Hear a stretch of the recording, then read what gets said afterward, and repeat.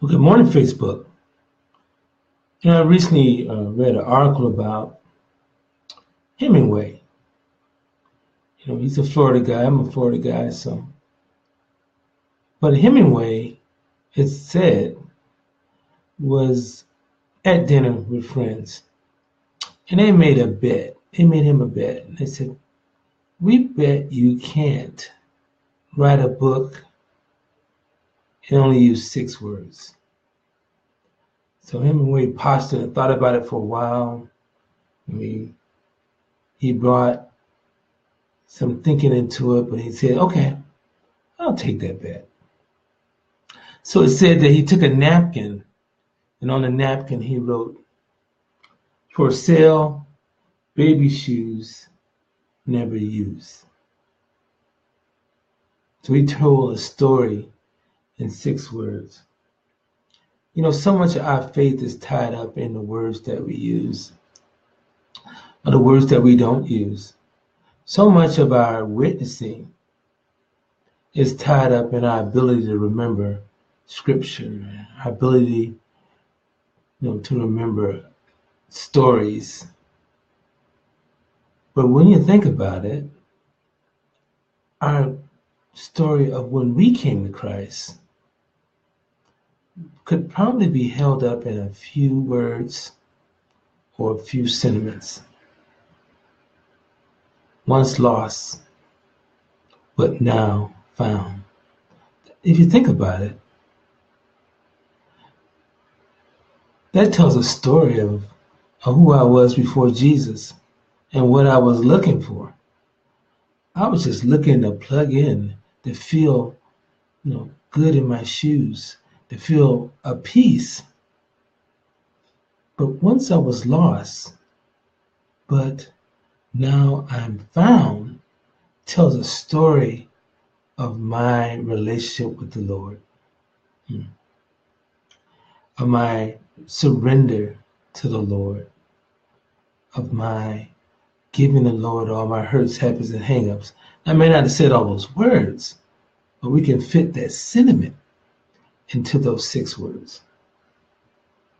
Sometimes it's easier for us to tell our story of salvation through as little words as possible. Because sometimes we get caught up in the conversation and we forget about the relationship. Let's look at a few 6-word stories. With God, all things are possible. O death, where is thy victory? If you see, those things can kind of be a little fun, So, we can have some fun today talking about our relationship with the Lord and what the Lord has done for us. But more importantly, we can put the spirit of that interaction in as few words as possible.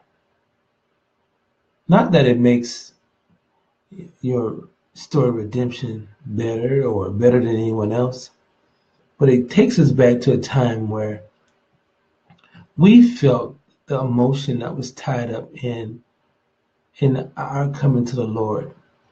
That first minute it all made sense. That first minute that we opened our hands and just gave up. That first minute that we knew that we were in the hands of a creator. Expressing that in as least words as possible not only helps us in our evangelism or teaching the gospel, but it brings us back to a time, or the time that we should always have, in telling the world about our Lord. In every conversation, in every way, every day.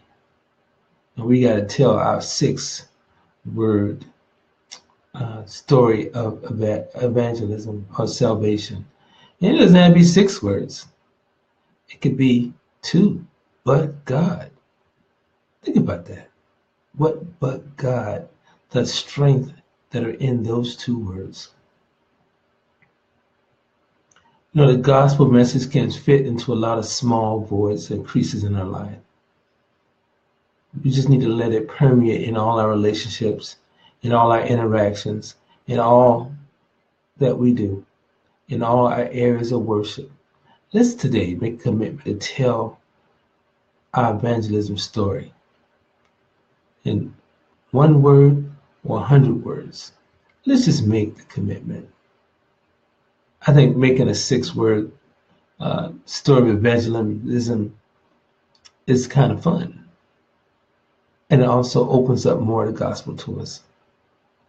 So you go with that today. You draw close to God. He'll draw close to you. He'll take you places that you've never been before. Put God first in your life. Have a nice day.